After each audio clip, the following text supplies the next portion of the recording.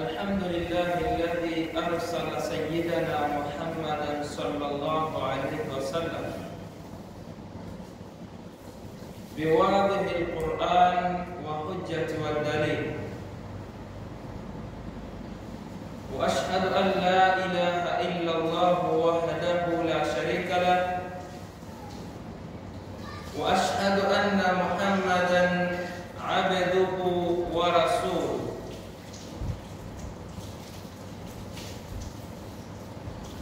اللهم صل على سيدنا محمد وعلى آل سيدنا محمد كما صليت على سيدنا إبراهيم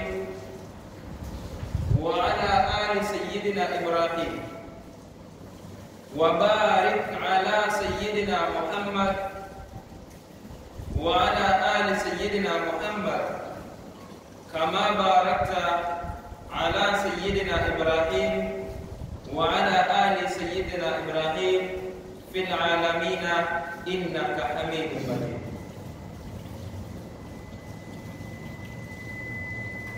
أما بعد، فيا عباد الله، أوصيكم ونفسي في طاعة الله عز وجل. Ikhwani fillah, waja wa Allah, wapenzi wa Mtume Muhammad sallallahu alaihi wasallam, baada ya himidi ya Allah subhanahu wa ta'ala, Allah ambaye katujalia uzima mimi na wewe mpaka wakati huu,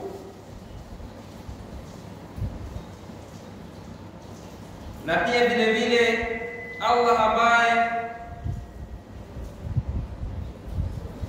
katupa fikra zilizokuwa sahihi, tukaja sehemu tukufu kwa ajili ya kufanya ibada, kwa sababu neema ya fikra kama kama hii ni wachache ambao kwamba wako nayo, ni wazima wa afya,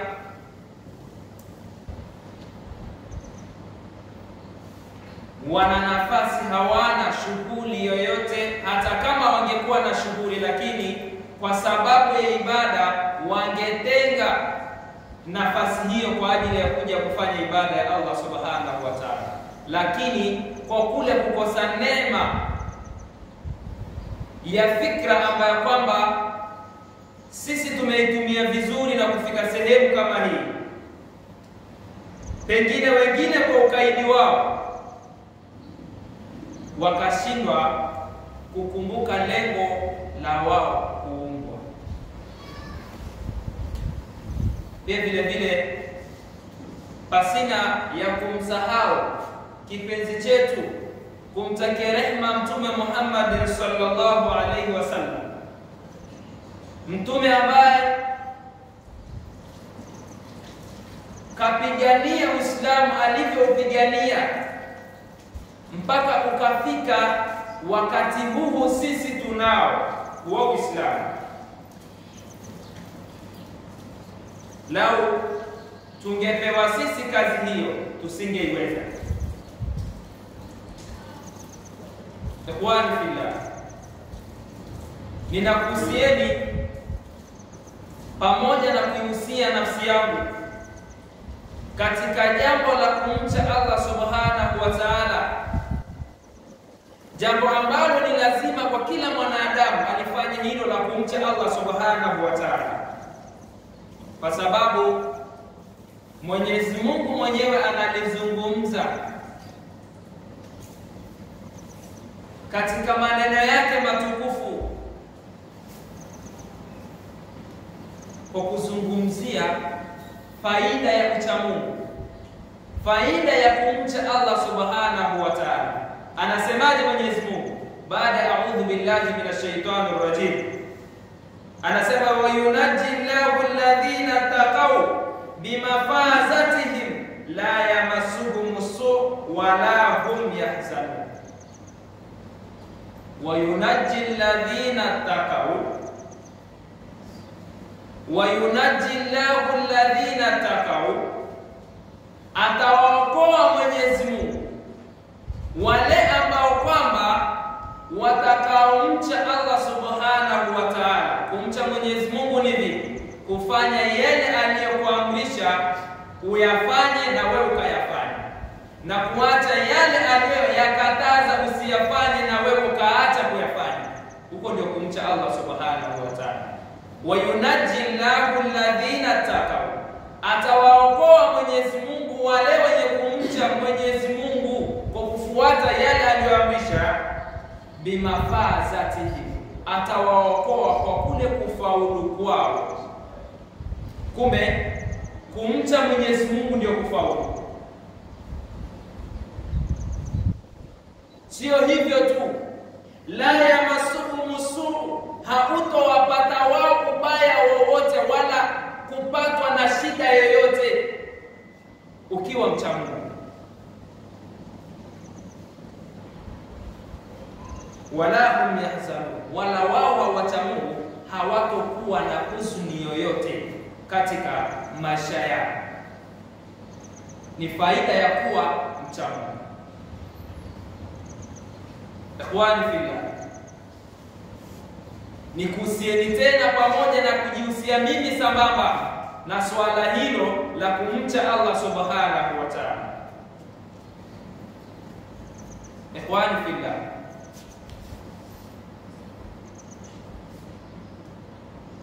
mada yangu nitazungumzia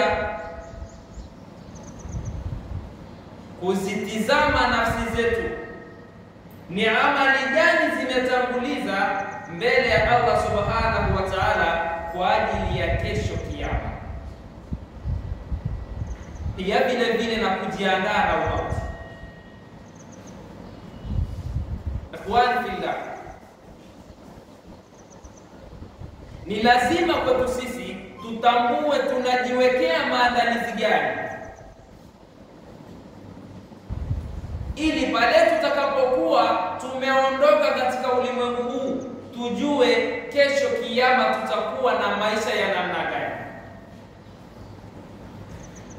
Ni lazima sisi tujitafakari, tutambue yale tunayafanya yatatuokoa baada ya sisi kuondoka katika mgongo wa ardhi.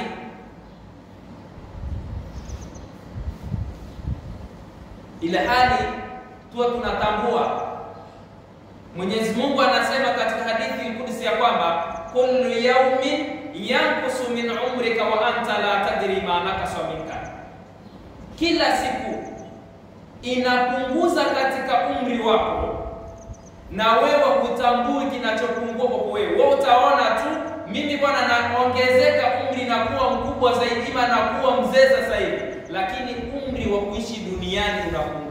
Kullu yawmin yanqusu min umrika wa anta la tadri ma nakasa minka.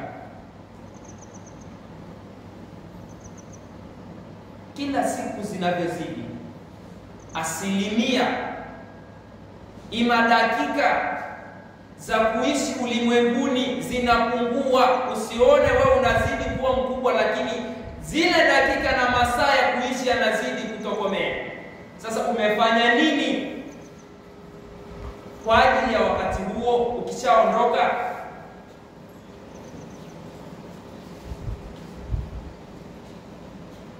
Ndugu Waislamu, tulikuwa na mwezi mtukufu wa Ramadhani. Waumini tulikuwa wengi mno, lakini mwezi umepita, uumini ule tayari umeshapungua.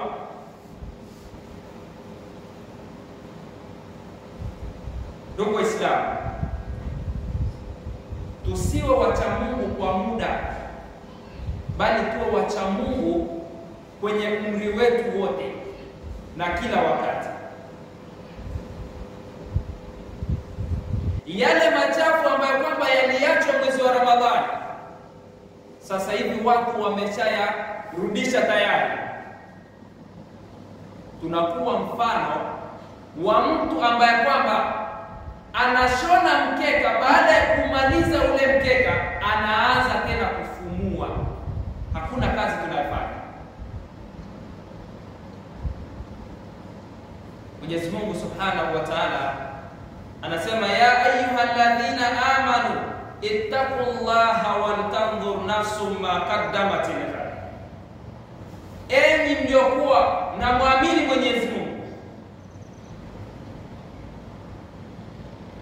takwani fillah, huwezi ukawa muumini pasina ya kuwa na mapenzi, pasina ya kupendana sisi kwa sisi, pasina ya kushikamana. Huwezi ukawa muumini pasina ya kuwa na mshikamano na wenzie. Huwezi ukawa muumini una maneno mazuri. Huwezi kuwa muumini wewe muongo.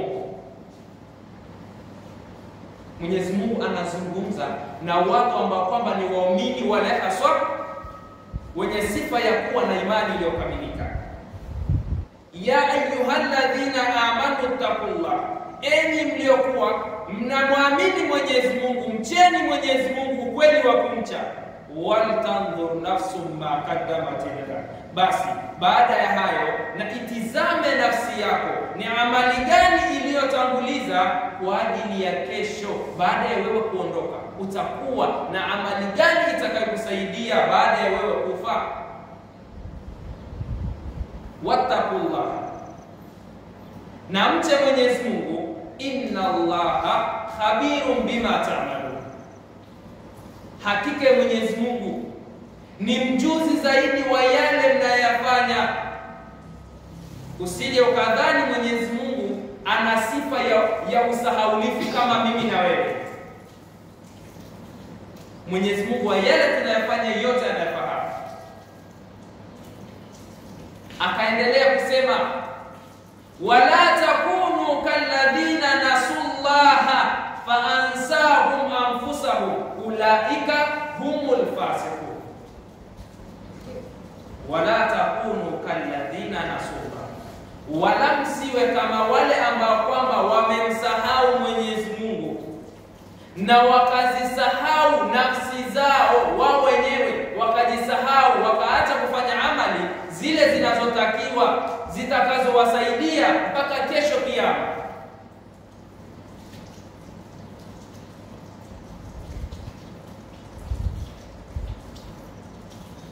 Wala takunu kalladhina nasullah faansahum anfusahum ulaika humul fasiqun.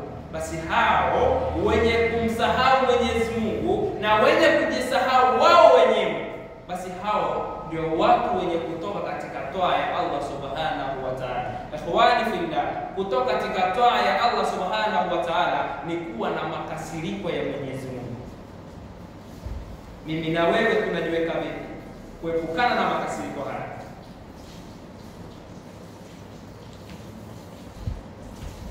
Ile hali tunajiwekea uchamungu wa muda.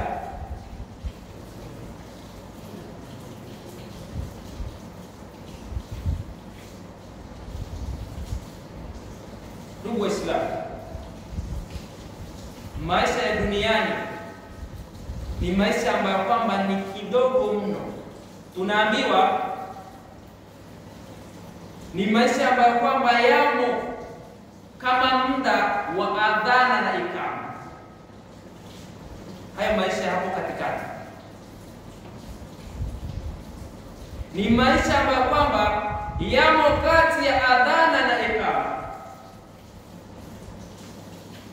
Unapodhaniwa wewe mwanadamu, unaadhiniwa.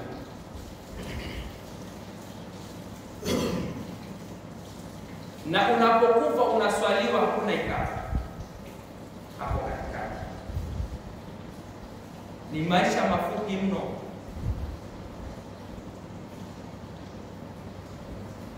Ni mimi na wewe tuangalie tufanye nini ili maisha hayo tufaulu. Maisha tunayoenda ndo marefu zaidi ya haya ambapo tupo. Mtume sallallahu alayhi wasallam anasema, al-qayyisu man dana nafsahu wa amila lima ba'da al-maut wal ajiz man atba'a nafsahu hawaha wa tamanna 'ala Allahi al-aman. Mtu mwerevu na mtu mwenye akili ni yule anayejilingania nafsi yake na akafanya amali ambayo kwamba itamsaidia baada ya yeye kufa. Akiondoka, amali hiyo itamsaidia, atakuwa na maisha ya furaha na amani kule kabrini. Basi huyo ndio mtu mwenye akili na ndio mtu mjanja katika ulimwengu huu. Wal ajiz man atba'a nafsahu hawaha, na mtu ambaye kwamba ni kinyume cha mwerevu na kinyume cha mjanja, basi ni yule ambaye kwamba anafuata matamanio ya nafsi yake. Nafsi inamwamrisha tufanye hili na anafanya hilo. Na siku zote tufahamu, nafsi haimwamrishi mtu kwenda katika toa. Nafsi inaamrisha kwenda katika mabaya siku zote. Ndugu Waislamu, tuzinduke, tutambue kitu gani tufanye.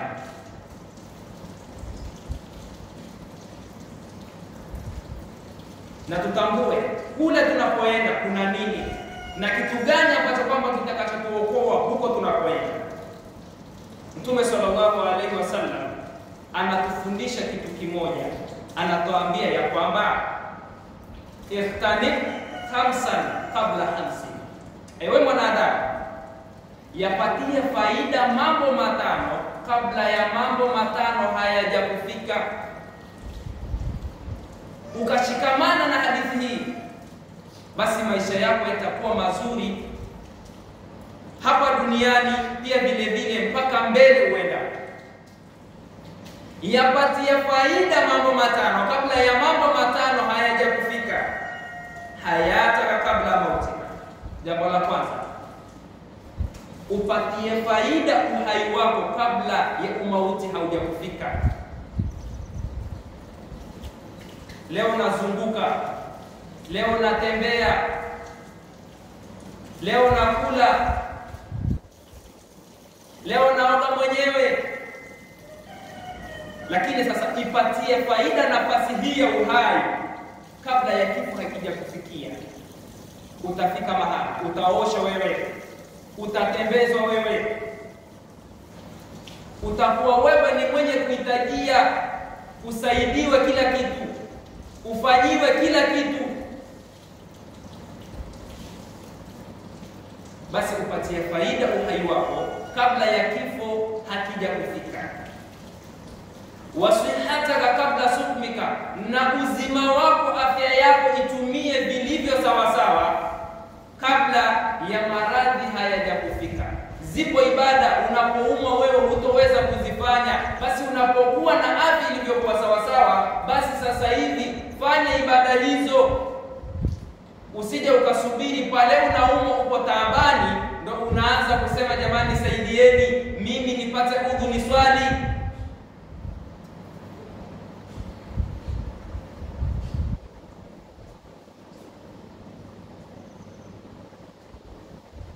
Tusijisahau kiasi hicho. Na jambo la tatu, wa faragha kabla shughulika, nafasi yako itumie kabla bado hujashughulishwa na mambo mengine. Itumie nafasi.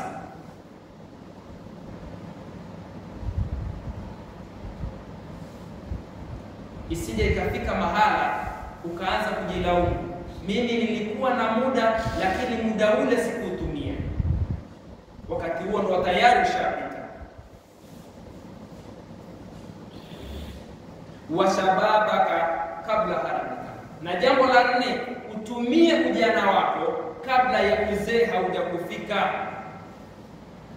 Ibada nzuri ni zile ulizozifanya ukiwa kijana, sio ukiwa mzee hujiwezi. Wa ghinaka kabla fakrika, na utajiri wako utumie kabla hujafakirika. Itafika mahala wewe hautakuwa na hivyo vitu. Sasa utajiri ule faidika nao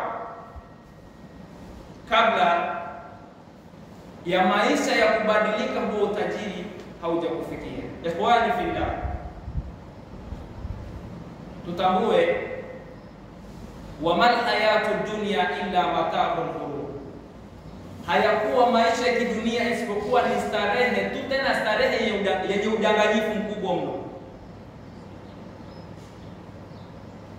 Tuitizame kesho yetu iko vipi, tumrejee Allah subhanahu wa ta'ala. Wallahu tabaraka wa ta'ala yaqul wa biqawlihi yahtadi al-muhtadun fa idha qara'ta al-Qur'ana fasta'id billahi minash shaitanir rajim. A'udhu billahi minash shaitanir rajim. Ya ayyuhalladhina amanu taqullaha wal tanzur nafsum ma qaddamat lighad wattaqullaha innallaha khabirun bima ta'malun. Barakallahu li wa lakum bil Qur'an al-azim wa nafa'ani wa iyyakum bil ayati wa dhikril hakim. Aqulu qawli hadha wa astaghfirullaha al-azim li wa lakum wa lisa'iril mu'minina wal mu'minat wal muslimina wal muslimat fastaghfiruhu innahu huwal ghafurur rahim wa huwal barrul karim.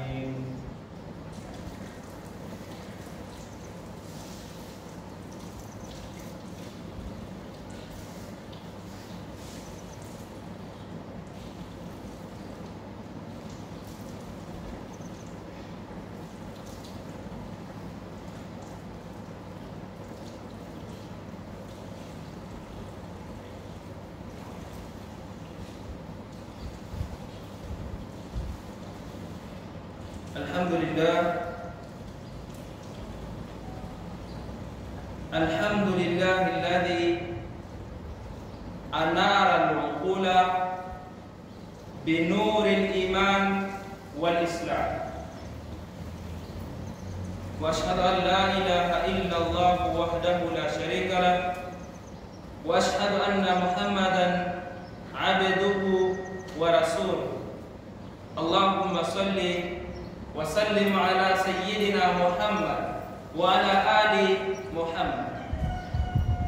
Faya ibadallah, usikum wa nafsi fi ta'ati Allah azza wa jalla marratan thaniya.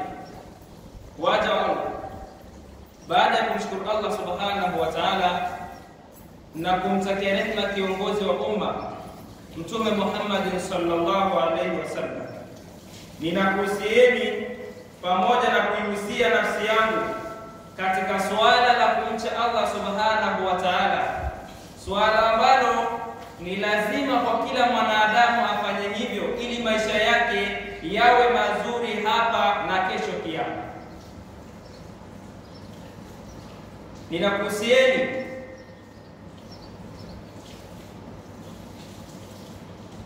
katika jambo la kushikamana, jambo la kupendana, ili tuweze kupata ule ucha Mungu ambao kwamba uko sahihi. Tumeelezwa katika hotuba ya kwanza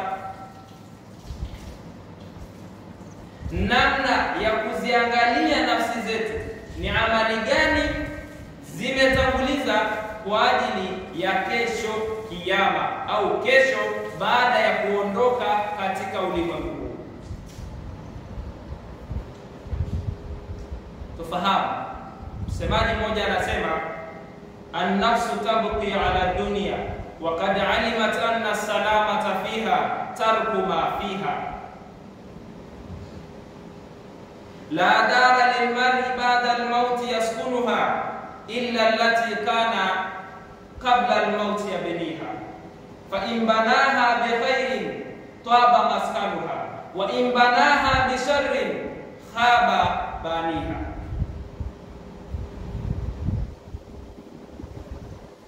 An-nafsu tabqi ala dunya, nafsi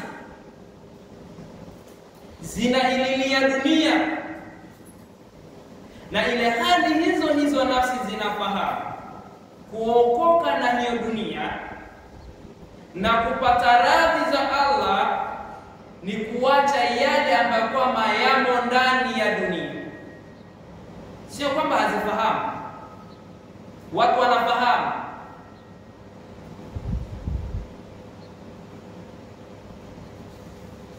lakini la dara lilmari, hakuna nyumba kwa mtu baada almauti yaskunuha, baada ya kufa atakayoenda kuiishi, illa allati kana kabla almauti yabniha, isipokuwa ni ile ambayo kwamba aliyekuwa kabla ya kufa kwake alikuwa akijenga. Kwa hiyo ndugu Waislamu, tutambue nyumba ya akhera inajengwa na uhai wako wewe, sio baada ya kufa. Ataenda kuishi mwanadamu katika nyumba aliyoijenga akiwa kabla bado hajafa. Fa in banaha bi khair, akiwa ameijenga nyumba hiyo kwa khairi, kwa maana ya kufanya amali zilizokuwa nzuri, basi twaba maskanuha, yanakuwa mazuri makazi yake. Wa in banaha bi sharrin, basi khaba bani, anapokuwa sasa anaijenga ile nyumba kwa shari, basi ndio hivyo, imepata hasara, amepata hasara yule mjengaji. Ndugu Waislamu, asani mimi na wewe, in ahsantum ahsantum li anfusikum wa in asatum fa alaykum. Utakapofanya jema, basi unalifanyia jema au unajifanyia jema wewe mwenyewe, na unapofanya machafu, basi tambua unajifanyia mwenyewe. Adhabu itakukuta kwa mbele ya Allah subhanahu wa ta'ala.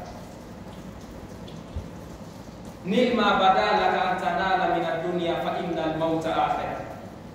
Fanya wewe utakavyotaka katika ulimwengu huu, lakini tambua umauti ndio mwisho wa matatizo yako.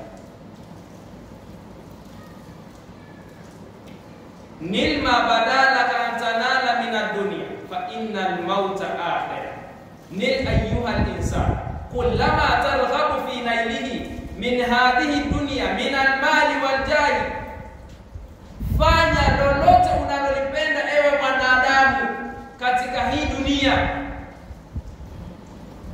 Tafuta sana mali, acha ibada. Jenga sana majumba, acha ibada. Basi kimbilia sana vyeo, acha ibada.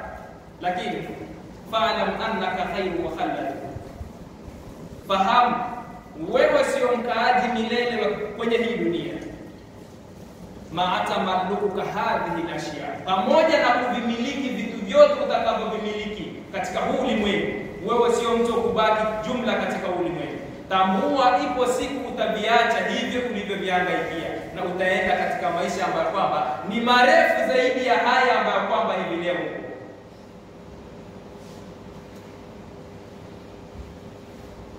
Ikhwani fillah, yanasemwa kila wakati, sio mitandaoni basi, mawaidha kila mtu anayo. Hiyo ni sababu ya sisi kwenda kuadhibiwa, kwa sababu tunasikiliza kila kitu na kila wakati tunaelezwa mcheni Mwenyezi Mungu, mcheni Mwenyezi Mungu. Unapokuwa mkaidi wewe, basi wewe kwa Allah Subhanahu wa Ta'ala. Mwenyezi Mungu anasema walaqad dhara'na li jahannama kathiran min al-jinni wal-insi lahum qulubun la yafqahuna biha wa lahum a'yunun la yusiruna biha wa lahum adhanun la yasma'una biha. Mimi nimeiumba Jahannam kwa ajili ya watu wengi katika majini na wanadamu, kwa sababu wao wana nyoyo ambayo kwamba hawatambui haki wakafuata. Wao wana macho ambayo kwamba ya kutambua haki ipo wapi wakafuata. Wana wao masikio wanaambiwa haki alafu wanaacha kuifuata haki. Ikhwani fillah, Mwenyezi Mungu ajalie tuwe ni miongoni mwa watu ambao kwamba wema na watu ambao kwamba ni wacha Mungu. Inna Allah wa malaikatahu yusalluna 'alan nabi ya ayyuhalladhina amanu sallu 'alayhi wa sallimu taslima. Allahumma arḍi 'an khalifati nabiyyika tahqiq sayyidina Abi Bakr as-Siddiq wa radallahu 'an al-imam al-awwab sayyidina Umar ibn al-Khattab wa radallahu 'an dhil-nurayn wal-burhan sayyidina Uthman ibn Affan wa radallahu وارض اللهم عن الصحابة كلهم أجمعين. الحمد لله رب العالمين، والصلاة والسلام على أشرف الأنبياء والمرسلين. اللهم إنا نسألك رضاك والجنة ونعوذ بك من سخطك النار. اللهم إنا دعوناك ما أمرتنا فاستجب لنا كما وعدتنا إنك لا تخلف الميعاد. اللهم يسرنا لليسرى وجنبنا العسرى وأعذنا من شرور أنفسنا وسيئات أعمالنا. اللهم اغفر للمؤمنين والمؤمنات والمسلمين والمسلمات الأحياء منهم والأموات برحمتك يا أرحم الراحمين. عباد الله، إن الله يأمر بالعدل والإحسان وإيتاء ذي القربى وينهى عن الفحشاء والمنكر والبغي يعظكم لعلكم تذكرون. فاذكروا الله العظيم يذكركم واشكروه على نعمه يزدكم ولذكر الله أكبر. والله يعلم ما تصنعون. وأقيموا الصلاة.